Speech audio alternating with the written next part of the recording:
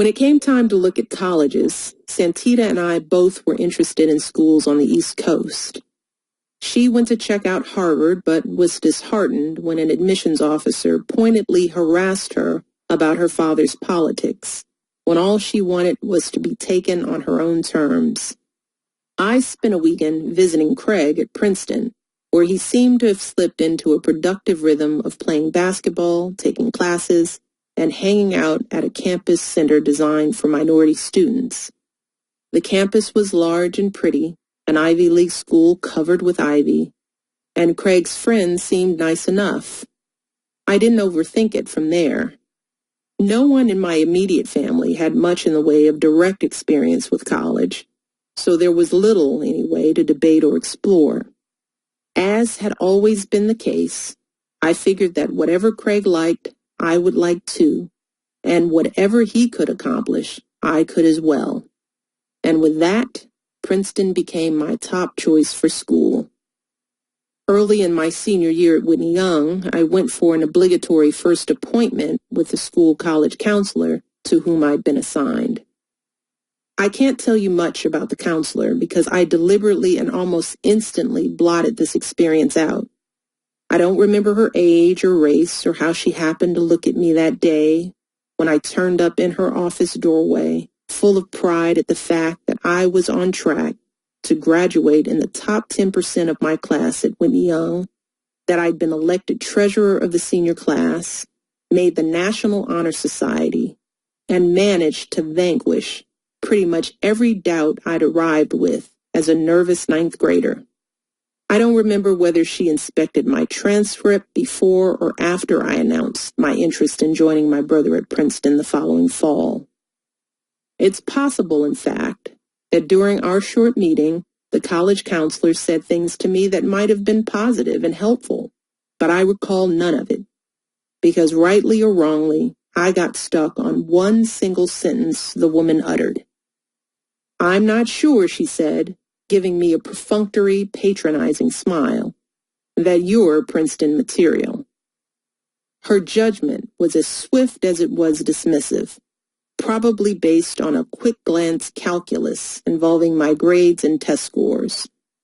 It was some version, I imagine, of what this woman did all day long, with practice efficiency, telling seniors where they did and didn't belong. I'm sure she figured she was only being realistic. I doubt that she gave our conversation another thought. But as I've said, failure is a feeling long before it's an actual result.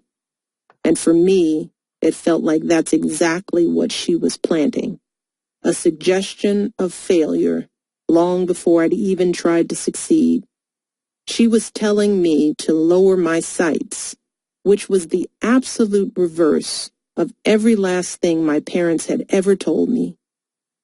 Had I decided to believe her, her pronouncement would have toppled my confidence all over again, reviving the old thrum of not enough, not enough.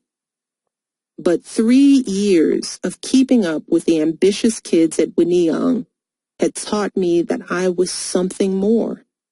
I wasn't going to let one person's opinion dislodge everything I thought I knew about myself.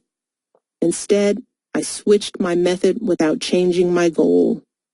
I would apply to Princeton and a scattershot selection of other schools, but without any more input from the college counselor.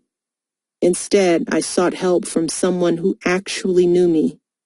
Mr. Smith, my assistant principal and neighbor, had seen my strengths as a student and furthermore trusted me with his own kids.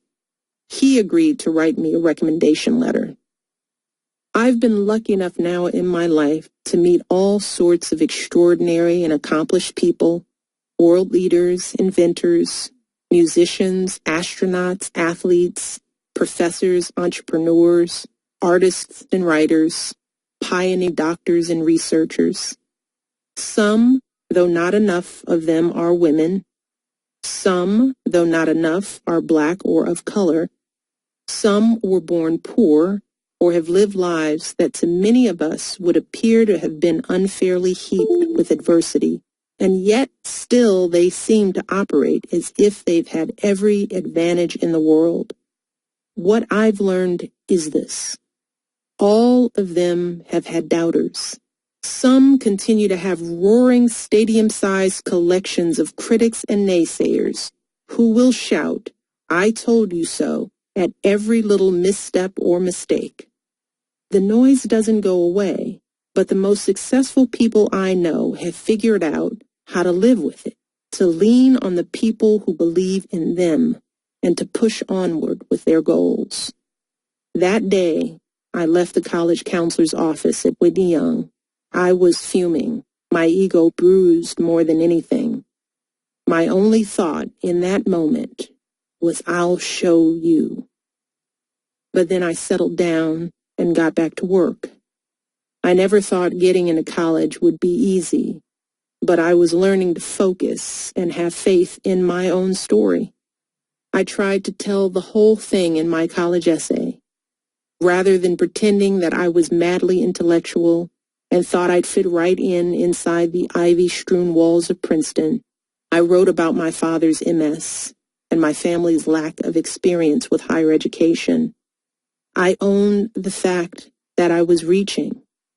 Given my background, reaching was really all I could do. And ultimately, I suppose I did show that college counselor, because 6 or 7 months later, a letter arrived in our mailbox on Euclid Avenue offering me admission to Princeton. My parents and I celebrated that night by having pizza delivered from Italian Fiesta. I called Craig and shouted the good news. The next day I knocked on Mr. Smith's door to tell him about my acceptance, thanking him for his help. I never did stop in on the college counselor to tell her she'd been wrong, that I was Princeton material after all. It would have done nothing for either of us. And in the end, I hadn't needed to show her anything. I was only showing myself.